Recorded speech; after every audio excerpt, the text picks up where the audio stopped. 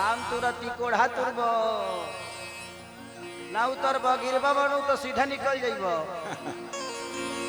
हम सहू देखा तरह जाई समायना के चोप ठीके ठाक बा गिरला कहीं एडजस्ट पॉइंट में भइल त आदमी बन जीव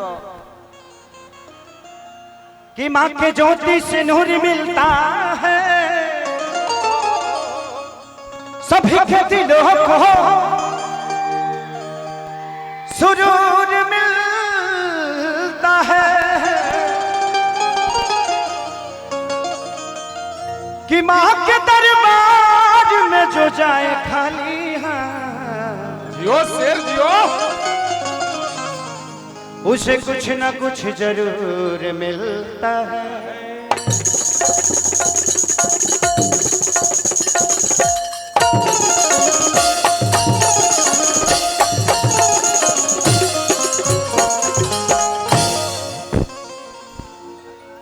एगो भजन से सेवा ओकरा बाद एगो और गाना गा दे जौन कहबलो ओकरा बाद बहुत सारा कलाकार बड़े एबरा हमके एंजॉय करे के बा हम आइल बनी जगह अपने भाई के तिलक में और गोल्डी हम सबका छोटा भाई है और आज हमें खुशी हो रही है कि मैं हमेशा कार्यक्रम करता हूँ आज अपने भाई के लिए बैठ के सुनूंगा अपने सारे भाइयों को जो मुझसे सीनियर है उनको भी और जो मेरे बाद में आए हैं उनको भी आज प्यार करने का मौका मिला है मुझे और मैं चाहता हूं कि इससे बड़ा सौभाग्य मेरे लिए कुछ नहीं हो सकता कि इतने भोजपुरी के सारे गौरव सारे इतिहास आज खेसारी हो सकता है कल का इतिहास भी यहाँ बैठा है और इससे पहले का भी इतिहास बैठा है भोजपुरी के घमंड भोजपुरी के गौरव हमारे सारे भाई अपनी अपनी आवाज से अपनी अपनी कला से आप सबका आज मनोरंजन करेंगे और वो भी मेरे भाई के अरे कौन पुआरा फेंकता रे पुआरे में क्या हो पुआरे में क्या देखो कोनो चीज के बनावे में टाइम लगेला बिगाड़े में टाइम ना लगेला तू लो तूर देबा प्रोग्राम बंद हो जाई इतना कलाकार कहियो दोबारा मंच पर ना मिलिए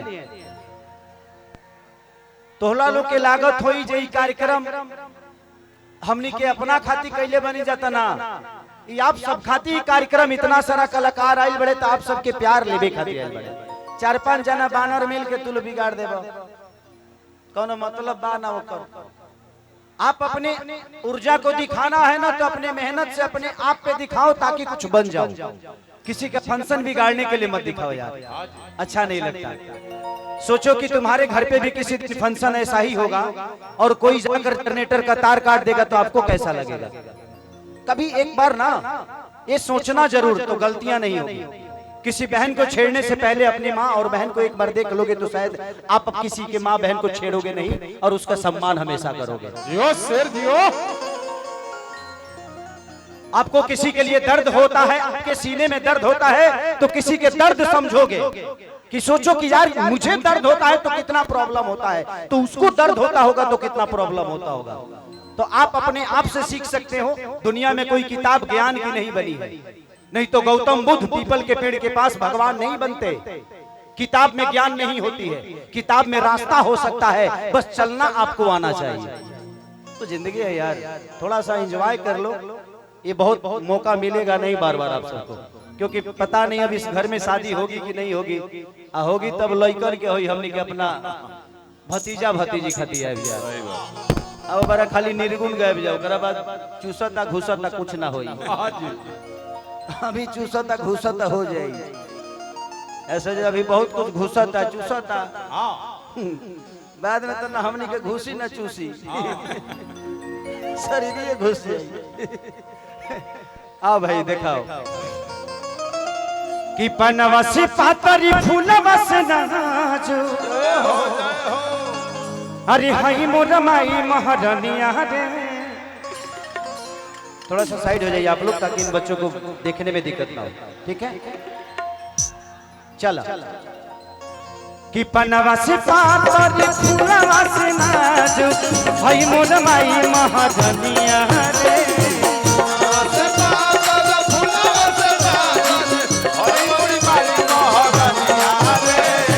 बनवा से पातरी फूलवा से नाज हई मोर माई महारानिया रे अब तारी घड़ी मोरा सातोरे बहिनिया नजरी न लगी है दैनिया रे अब तारी घड़ी मोरा सातोरे बहिनिया नजरी न लगी है दैनिया रे अब तारी घड़ी मोरा सातोरे बहिनिया नजरी न लगी है दैनिया रे अब तारी घड़ी मोरा सातोरे बहिनिया नजरी न लगी है दैनिया रे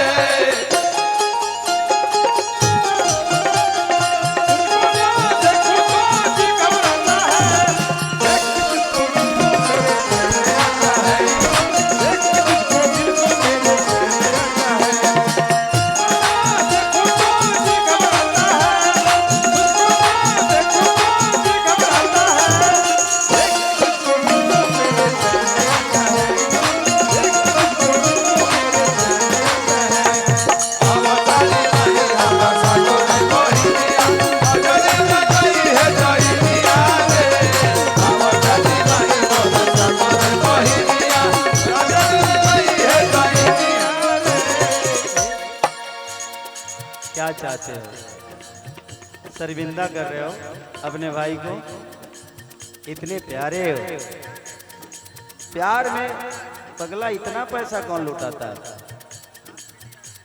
हमारा भाई इहो बुझा करे जे अभी दे तनी बाद में ले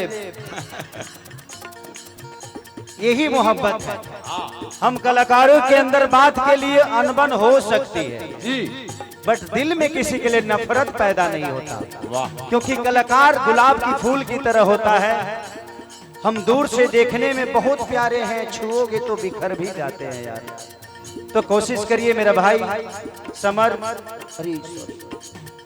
समर की तरफ से बहुत सारा मेरे लिए उपहार मिला है उसका स्नेह मिला है दिल से दुआ है भगवान से कि भगवान इस भाई को इतना बड़ा करो इतना बड़ा करना कि भोजपुरी का एक ऐसा स्तंभ बने कि पूरे भोजपुरी को हम सबको इस भाई पे ना दें समर अमर हो जाए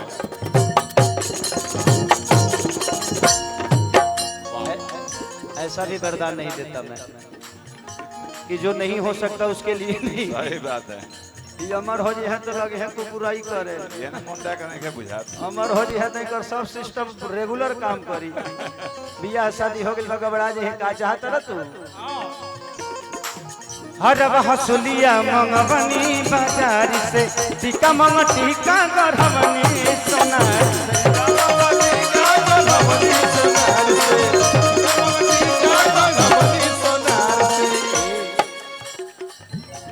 हर हसुलिया जिया पाख जिया मंगवनी बाजार से टीका मंग टीका गढ़वनी सोनार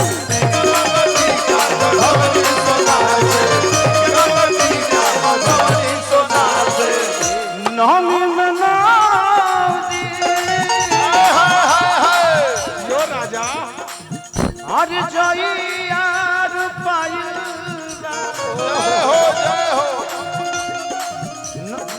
नमी में 9 दिन जइयार पाइल आइल बा गंगा जी के पनिया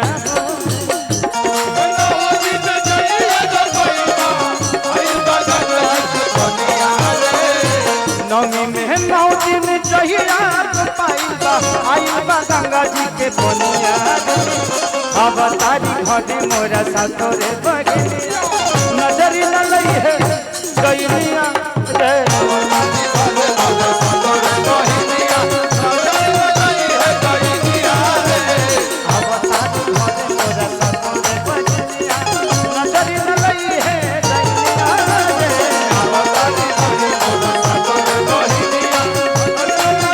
है गइनिया रे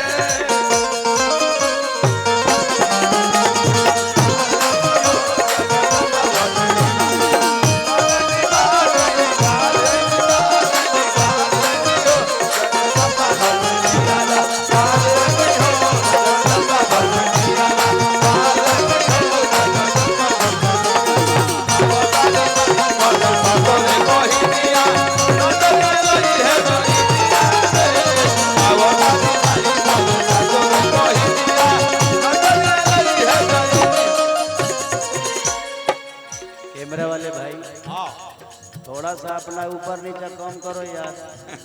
आई पटाखा उटाखा मत फोड़िए आप लोग। एक्चुअली अभी 12 दिन पहले आंख बनवा के आया हूँ मैं। कहाँ से? न तो पहले कतना चश्मा लगत वाला देख ले रहलो ना, क्योंकि मुझे दूर का प्रॉब्लम था। आज 17 साल से काम कर रहा हूँ मैं। हाँ जी। लाइट के सामने हम सब कलाकारों की जिंदगी हमारी होती नहीं। सिर्फ मैं ही नहीं, यहाँ जितने भी कलाकार बैठे हैं, इनके जिंदगी में इनके पास कुछ अपना नहीं है। जो भी है आप सबके लिए। ये रात भर जागते हैं और सबके सब हिट समझ के ही बनाते हैं। अब हिट और फ्लॉप तो आप सबके हाथ में होता है। हम प्रयास हर आदमी यही करते हैं, बट कोशिश है। आपको क्या अच्छा लगेगा ये हमें पता नहीं, बट कोशिश तो करेंगे जो आपको अच्छा लगे। कि अखिल सिख सहरी कुंदन तिवारी, अखिलेश के सहरिया कुंदन तिवारी, देखो ना बैठल बड़े बन के पुजारी।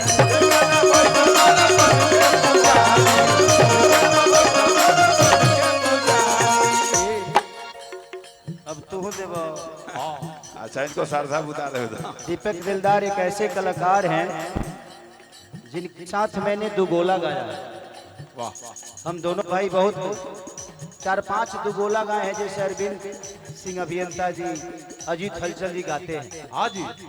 ये भी उसी विधा के गायक हैं। आज हम दोनों भाई का आज आप सबका प्यार और आशीर्वाद मिला है। आज हम जहाँ भी हैं आप सबके बदौलत हैं। भगवान इस भाई को बड़ा बनाए। और ये आपका बड़ापन है भाई। यहाँ तो देख कर लो खग जाने खगई के भाषा। गइलू ना गइलू फलन में वो कहई। लेकिन भैया का प्यार हो हमने के सब बुझे नहीं जा। लेकिन देखिए आज मन गदगद हो गई। हम चाहे सारण प्रमंडल के लाल भाई खेसारी लाल जी जिन्होंने कमाल कर दिया। और सारण ये देखिए भाग रतिया कहाँ बितौला ना, बॉलीवुड हाफ गर्लफ्रेंड में बजा। आपका भाई भी हम लोग मेहनत किए। माँ सरस्वती माँ थावेली का आशीर्वाद दोनों भाई को मिला और दोनों खिला। अब बेदर्दी जी का बड़ी योगदान है। तो पैसा ले बाकी बाद में ले भाव। बहुत बहुत धन्यवाद भैया के सम्मान में एक बार जोरदार ताली बजाइए। अभी भैया यही प्यार चाहिए दिलदार के, बाकी तो सब तो बेकार। हमें भैया के लिए जब हम लोग का दुगोला होता तो भैया का दीपकवा तो घाट ठीक ठाक लेता। केसिया के डोला ले ली तो डोला होता। आई क्रिकेट लगाइए, क्रिकेट लगाइए। ये देखिए क्रिकेट दीजिए, क्रिकेट दीजिए।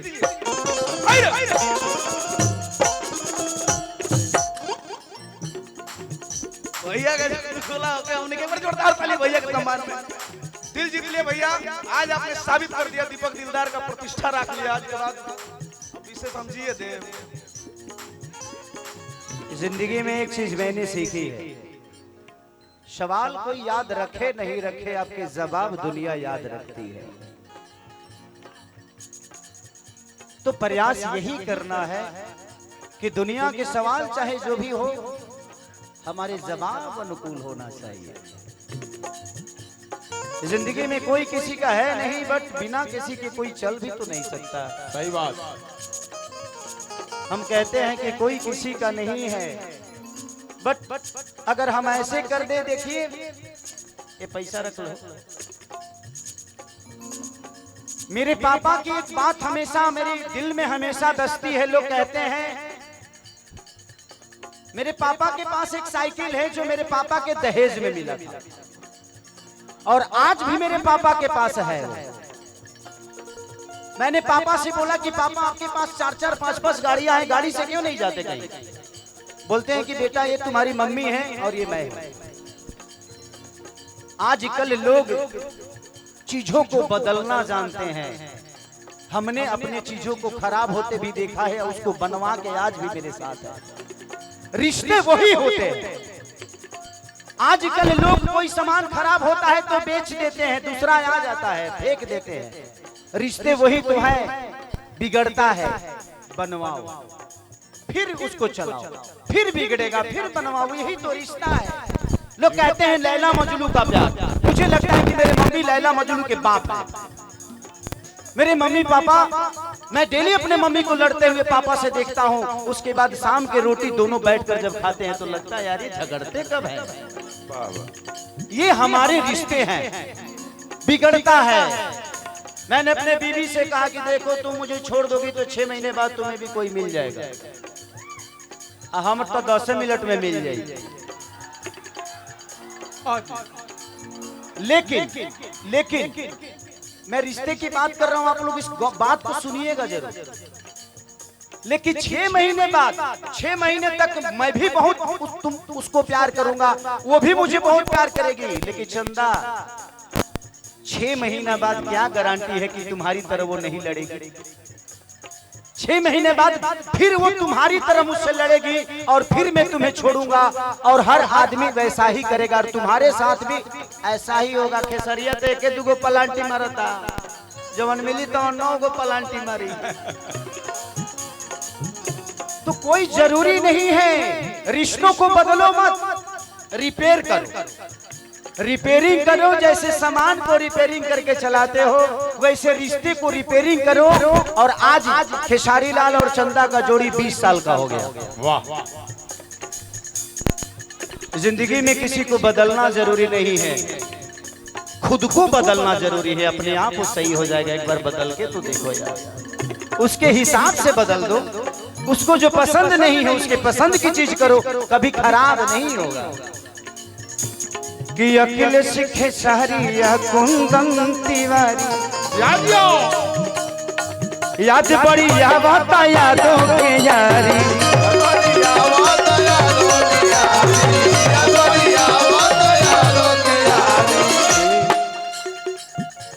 पंकज राज भाई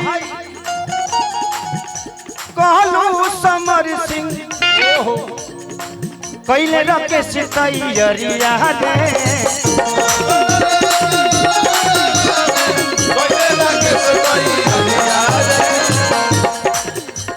अरे पंकज राज भाई कहलू समर सिंह, कैले रखे सितैयरिया रे। अब तारी घरे मोरा सासुर बहिन, नजर लगी है कलिया रे,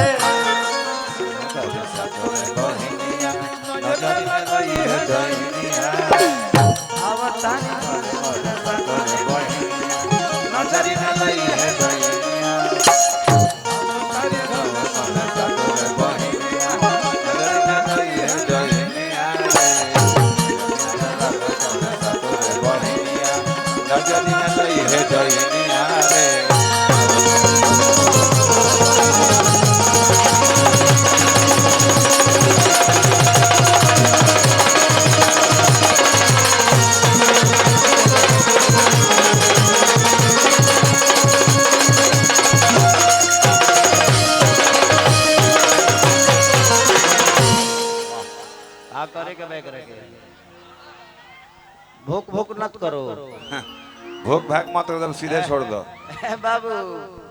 भूख भूख मत करो, न तो हेलो के यूट्यूब हैंग हो जाएगी। बोली बंगला मुखी भवानी की। अब कौन सा गाना गाते बताओ।